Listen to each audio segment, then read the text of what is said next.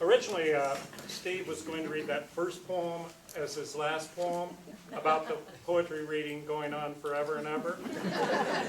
And I happened to mention that to him at dinner last night. I said, it will make me feel funny to stand up and read after you read that poem. He said, oh, I'm going to read it first. Don't worry about it. Well, thanks a lot for putting me through 2 weeks of anxiety. I know for a fact that there are at least 2 people in this audience who'd rather be watching the U of A basketball game than being sitting here in this audience listening to poetry.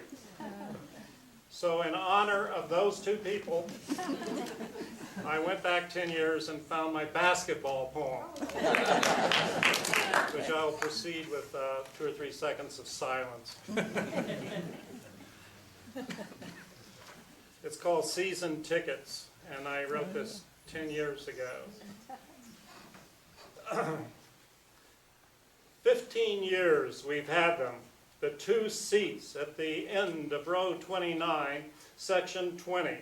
We were real fanatics back then, screaming, high-fiving, thinking this would last forever. We hardly noticed when 7 seats down, a woman in her 60s, a City League tennis player, stopped coming. Turned out she had a stroke and died. Next season, the woman's husband had a heart attack. During March Madness, the person 5 seats down, an irrepressible man with a white beard and a Greek fisherman's cap who called himself Uncle Charlie, died of throat cancer. Treatable was the last word we heard him say. Next season, Uncle Charlie's nephew, a despondent accountant who quoted Rush Limbaugh, disappeared one day. Died from cancer, we heard from his wife, who sold their tickets to a woman who was killed jaywalking. Her seat was empty an entire season, but filled with waiting. Joanne is next in line, then me. The team is younger this season, less experienced, losing more than winning. Joanne and I watch with greater discernment, nod and clap instead of scream, take deep breaths between baskets, and look forward to timeouts. An obese adolescent sits in the seat next to Joanne now. He eats hot dogs and yells, "Go Cats!" at odd times. We both wish him well and hope he lives a full and happy life, but it is apparent he knows nothing about the game. This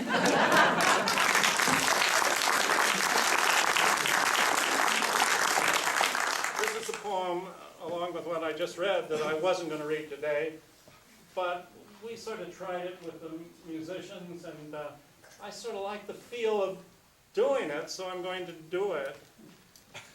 It's not in my new book, neither one of these, but I will read some from that.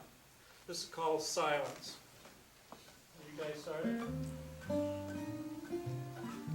I love it. I just think they're so great. It's 1:50 a.m. I'm sitting at the bar. The place is empty except for me, the bartender, and Mickey D, who's playing his last number, eyes closed, almost motionless. His tenor sax moves through the chords of "There'll Never Be Another You."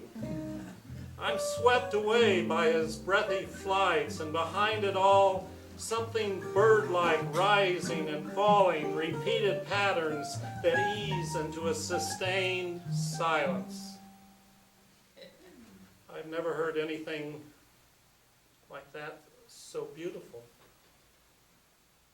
Then, wham!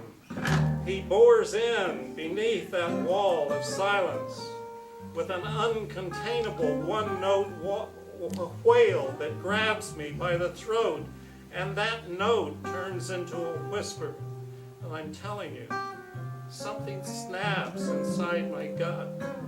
My eyes will. I would give anything to have a little of what Mickey D has right now. I mean, who knows where he's going from here? Maybe back to a one-room apartment with a dripping faucet and a sick wife.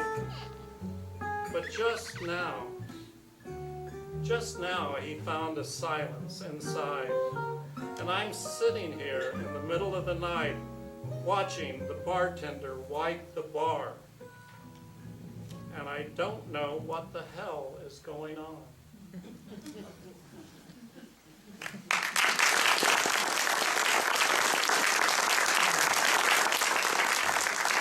I've asked Joe and Cindy if they would mind reading a few of my book, Panning for Gold, has some monologues in it that I write because I don't know why I write them. It's mainly poetry, but I wrote some monologues and I thought, hell, look where I'm at. And look who I've got, professional actors. And I thought, and I heard them read my stuff, and I want to tell you, it's a lot better when they read it than when I read it. I get a real kick out of it. So I hope you do too. Joe's going to do the first one. It's called, what's it called, Joe? Telling Your Stories in a Fleeting World, a Guide for the Aging. Of course you love your stories, of course. Of course you must tell them. But keep them brief. It's way too much to say, one cloudy day in June I walked across a crowded street in St. Paul and a blue Dodge with a rusted chrome bumper clipped me on my left thigh. Better car hit thigh. Remember, most people who might like your stories are either dead or busy trying to tell their own stories. Also, certain subjects don't lend themselves to brevity. Do not tell your dreams. They are significant to only you. Eliminate vacations, service clubs, and speculation about an afterlife. Don't talk about anyone dead or near dead. Avoid keepsakes, photos, and your father's watch. No poetry, religious or political opinions, or acts of bravery.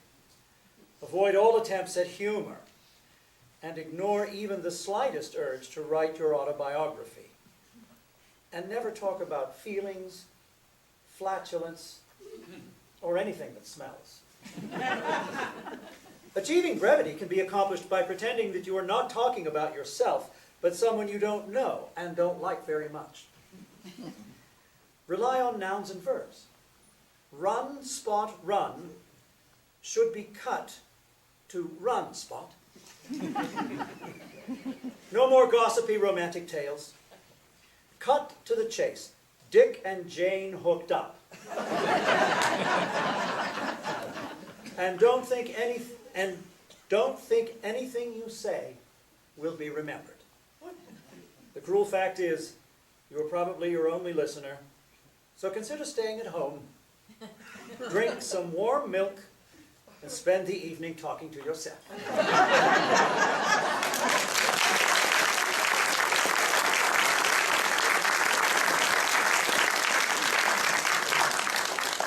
You're here. Yeah. Okay. We had in doubt. David Greenwood is going to read Semper Fi. Semper Fi.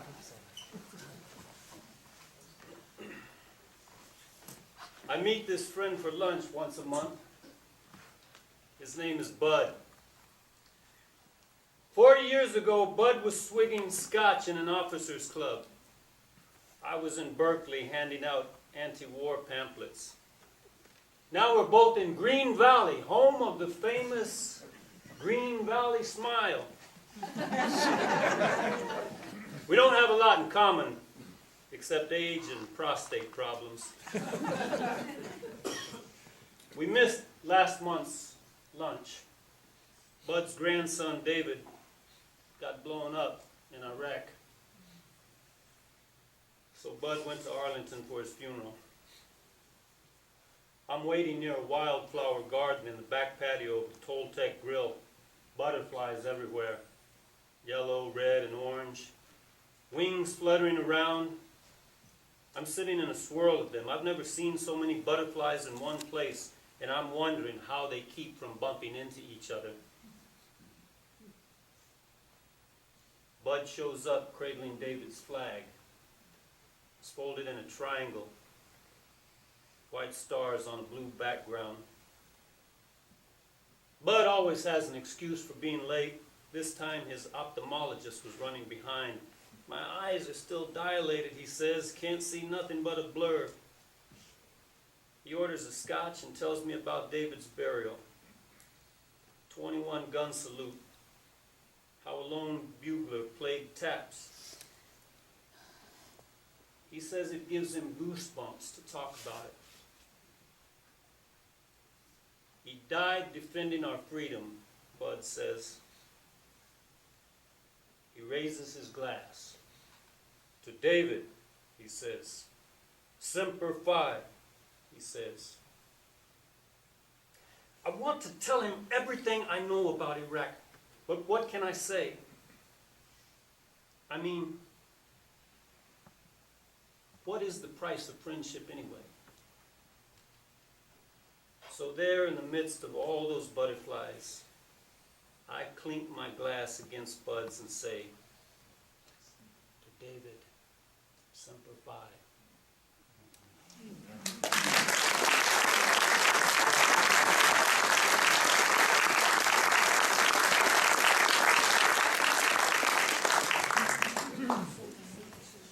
This is the best reading I've ever done.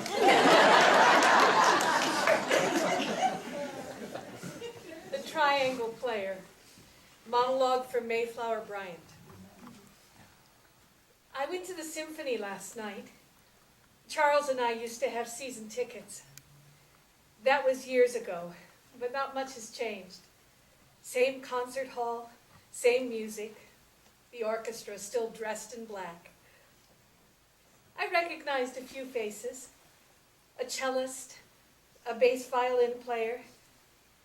I was disappointed to see the timpani player had been relegated to triangle. Poor dear. Having to wait all that time to deliver his single ping at the end of the second section. His face showed the wrinkles of age. His hair was white and frizzy. I felt a bit anxious for him as the orchestra approached the end of the second movement. There was a big crescendo, as if the sound was charging up a long staircase. The brass blared, the violinists dug into tremulos and arpeggios, the timpani thundered, the cymbals crashed. I was absolutely white-knuckled. Then suddenly everything was silent. And into this silence, the sweet little triangle player dropped his single ping. But it was late. My eyes welled. I so wanted his ping to be perfect. Was it my imagination, or did the entire string section inch down into their chairs? I focused my glasses on the triangle player, expecting to see a grimace or tears. But he was smirking. I've seen lots of smirks in my day, and he was definitely smirking. That little rascal had missed his ping on purpose. It was positively inspirational. If we're allowed only one ping, it should never be a perfect ping, the ping everyone is expecting and will forget as soon as it occurs. I dare say the unexpected ping delivered with passionate intention adds beauty and a little sizzle to our sometimes dreary life. I was so inspired that I made my way to the stage door and waited for him. Waited, so to speak, to deliver my own little ping. His name was Roger. He showed me his triangle and taught me how to strike it. I whispered, I knew he was late on purpose.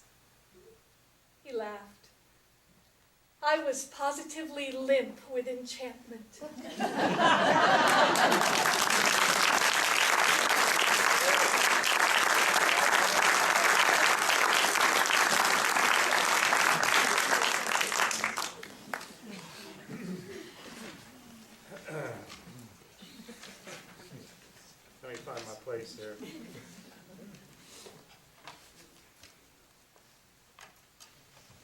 Okay, ready? Once, I used to play drums. I thought I was pretty good until I was asked to replace a really good drummer in an 18-piece band in a place called Little Harlem. I was the only white person there, and I was 18 years old, and I was replacing a really good drummer, and I didn't feel like I had any rhythm whatsoever. So this is sort of a story of what happened. Little Harlem, they call it, behind the Santa Fe station, middle of LA's black ghetto. But when you walk inside that flat building, half the size of a football field with a dance floor moon-dented by years of spiked heels and shined by see-yourself-in florshams, when you walk inside carrying your drums and cymbals and make your way through cigarette smoke trapped by a 10-foot-high ceiling, you're not anywhere near the train station. And if you're me, you're inside a scared white boy's skin. An 18-year-old last-minute fill-in drummer for Ray Bird's all-black band. And when you walk in, the talking stops. You hear whispers. Who's the white kid? I trip over my feet, do a little hop, and try to walk with that black swagger thing, but I feel like a performing seal.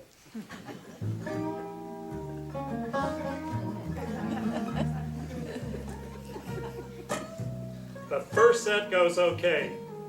Medium tempo stuff.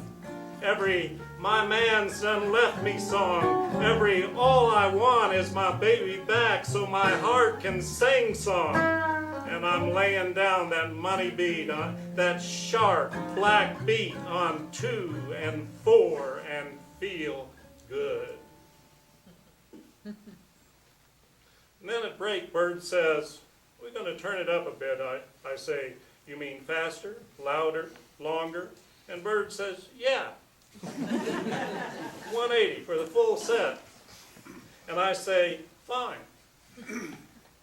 But I know when I play that fast for that long, my body locks up. Can't move my feet, can't breathe, arms and hands won't work, and I'll be sitting there entombed in stone. So Bird counts off. 1, 2, 1, 2.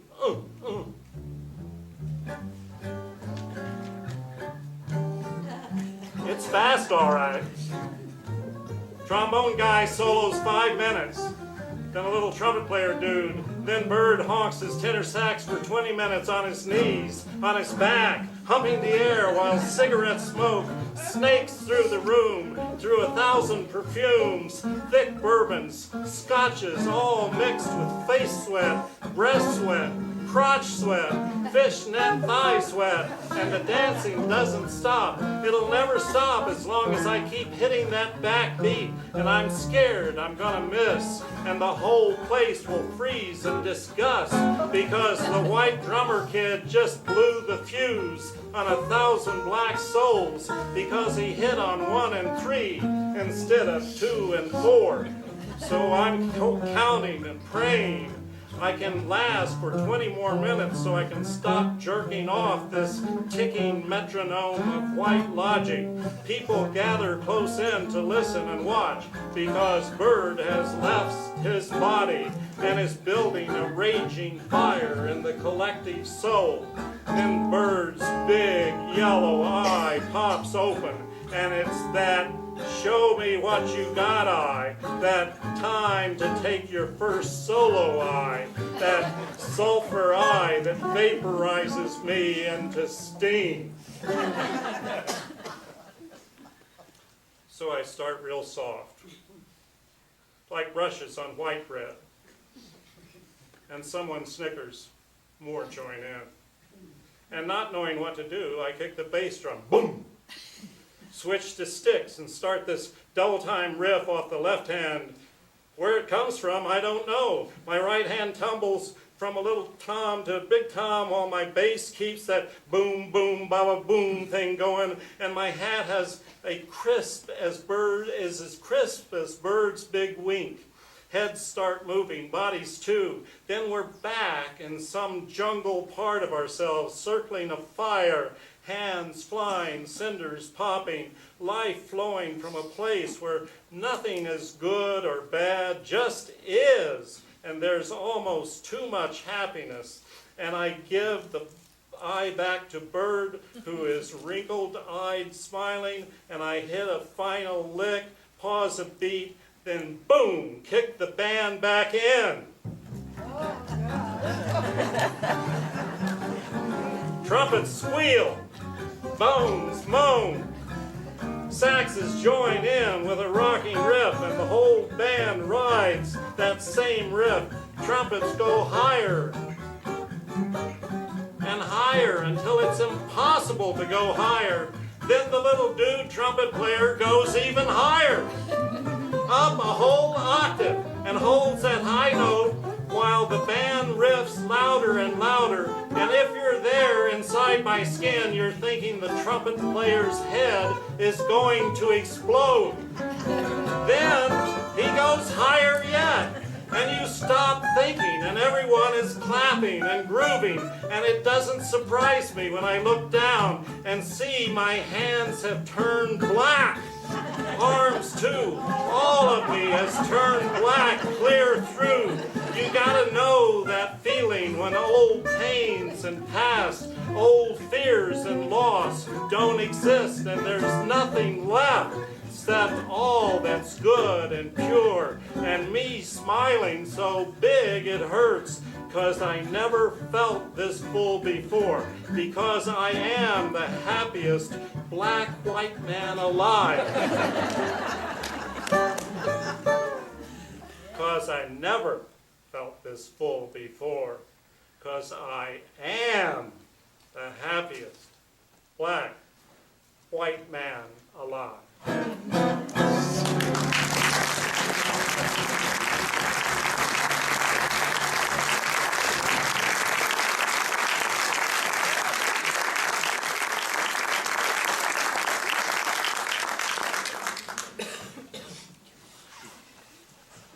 Frank Miller's garage. Our neighbor Frank Miller died last week. Fell in his garage, hit his head and died. Died a year younger than Tom and me.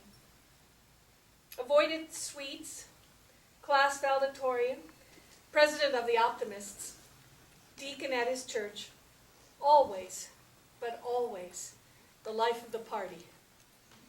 He died in his garage. It was the cleanest garage I ever saw. Frank always kept the door open for passers-by to admire. I insisted we keep ours closed to hide broken lawn chairs, 2 old refrigerators, buckets of dried-out paint, an old sofa, boxes of books, and 3 weed whackers that Tom wore out back when he was trying to keep up with Frank. Now Frank is dead, and Tom and I are going to his funeral. Reverend Lubbers, a near albino preacher, said Frank was already in heaven, making it a cleaner and neater place. A few people nodded, but I couldn't help thinking about the spot of blood Frank left on his garage floor. Frank's widow, Sally Miller, served a meal afterward, glazed ham and potato salad. We ate and told little stories about Frank. What a pity he died so young. How he'd pitched in and got everyone organized that year of the flood. We drove home in silence. A fly was pinging against the window. Must have been one of those buzzing about the glazed ham. I let it out. At home, we sat in our garage for a long time.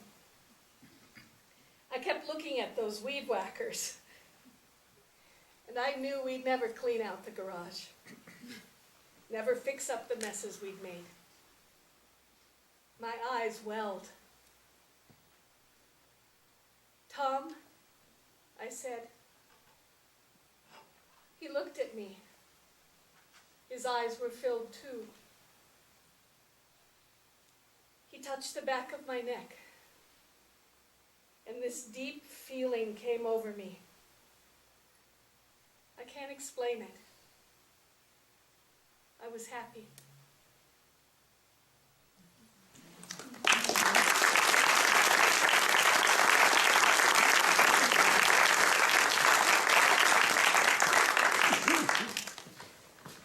I have Prayer Wars, monologue for David Greenwood.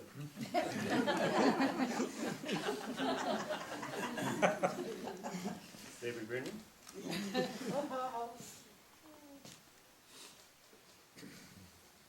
Jim Fulton, our local grave digger, died an early death a year ago. And here's what I think happened.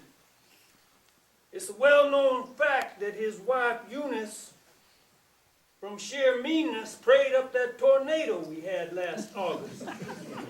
With my own eyes, I saw the widow McGee's constipated mule deflate like a balloon when Eunice got soft-hearted and prayed over its blocked colon. She prayed that spastic kid right out of church because she thought he was a self-abuser. And I'm positive she prayed Jimmy into that grave-digging job. I also believe she can pray folks dead when she wants to. Here's proof. Jimmy got paid by the grave. If no one died, he didn't earn a cent.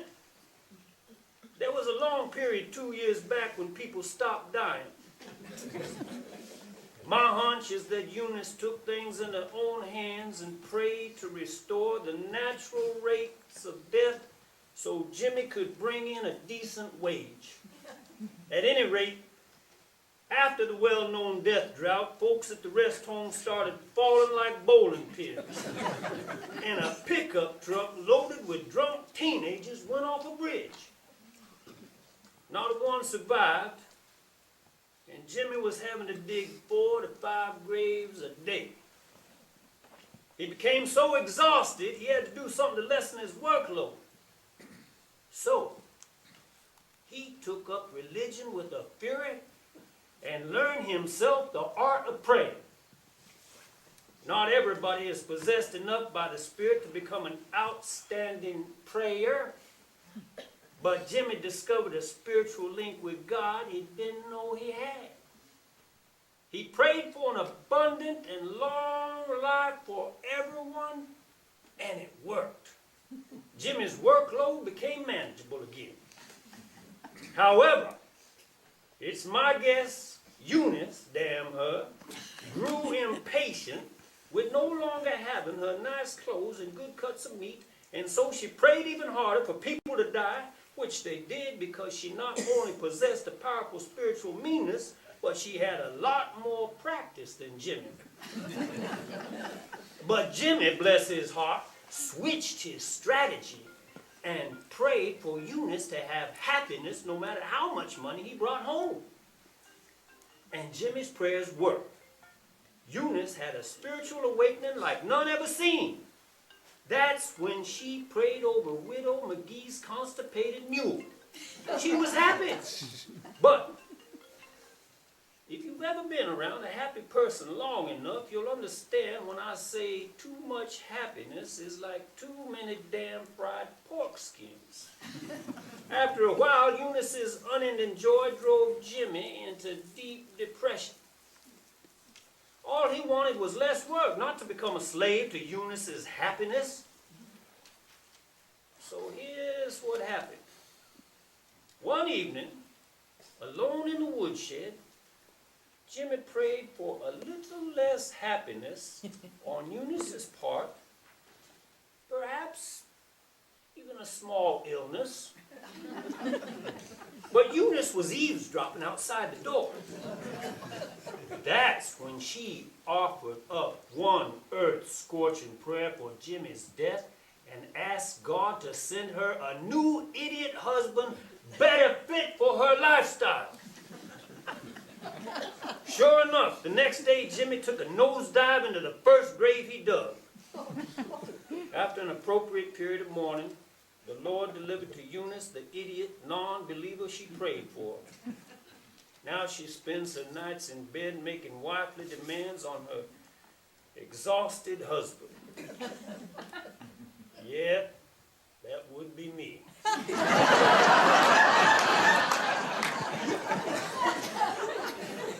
While Jimmy, free at last, lies peaceful in that grave he dug for himself with roses sprouting out of his head. That's it. That's how Jimmy Fulton died, and I'm the fool who took his place. One last thing. I've taken to studying the scriptures and go to the woodshed on an evening to shore up my praying skills.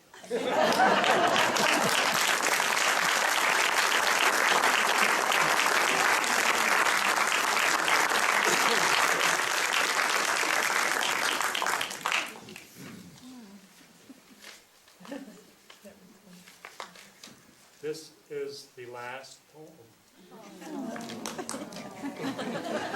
That is a long mother. It's called The Hyperbolist.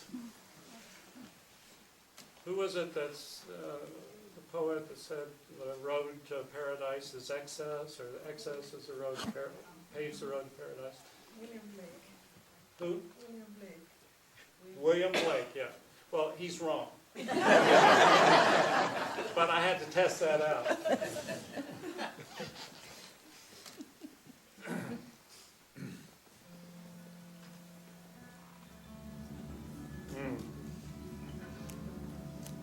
I spent most of my life addicted to the pursuit of truth, an addiction that almost destroyed me. I devoured world religions, history and statistics, and Zen meditation, and overdid it in sweat lodges. I read The Fountainhead, Summerhill, struggled with ordinary language analysis, drank from the bitter cup of love with 3 wives, had to go at theoretical physics and 12-tone music, tried skydiving, colonics, calisthenics, firewalking, tantric twosomes and moresomes, encounter group, 12 Rolfing sessions, neuropsychology, existentialism, behaviorism, logical positivism, hedonism, atheism, asceticism, depth psychology, NASCAR, Iyengar, and Dancing with the Stars.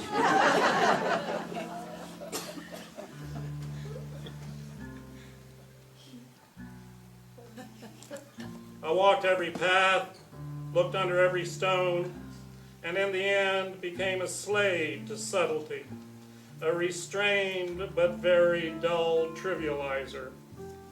My search for truth made me a listless, list-making snob, a self-righteous skeptic, a person who possessed all the attributes of a college professor who year after year manages to fool his students into believing he's alive.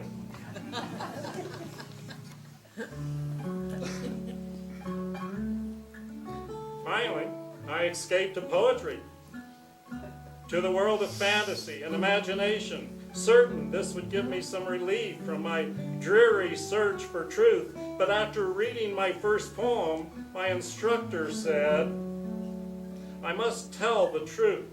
That poem was filled with hyperbole. To me, this seemed like a good thing. What was wrong with turning the common weeds of life into gigantic fields of orchids? Enough picking at the crusty scabs of this elusive thing called truth.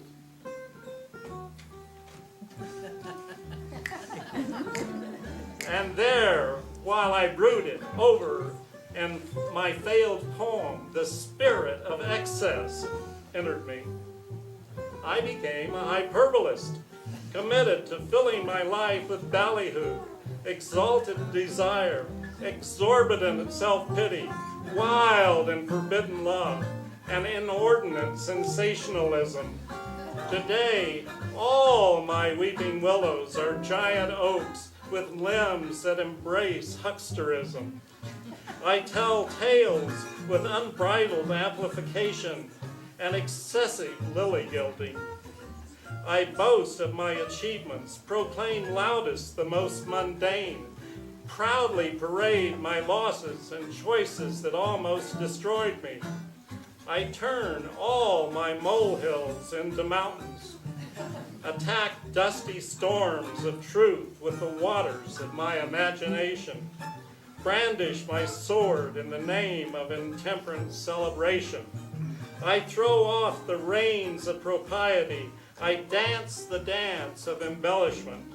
I am addicted to blatant ornamentation and corpulent elaboration, for it's the garnish of excess that tastes so much sweeter than the truth teller's gray meat.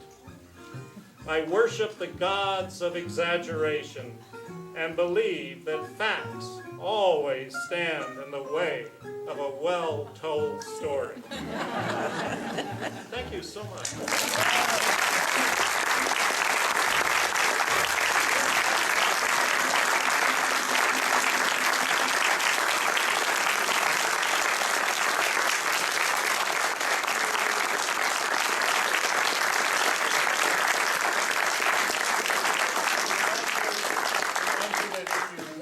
Books. Anything you buy of Steve's books goes to Feeding America, all of it. Anything you buy of my books goes to Road Theater. So, and if you want book signing, we'll be here for a while to sign them afterwards. Thank you.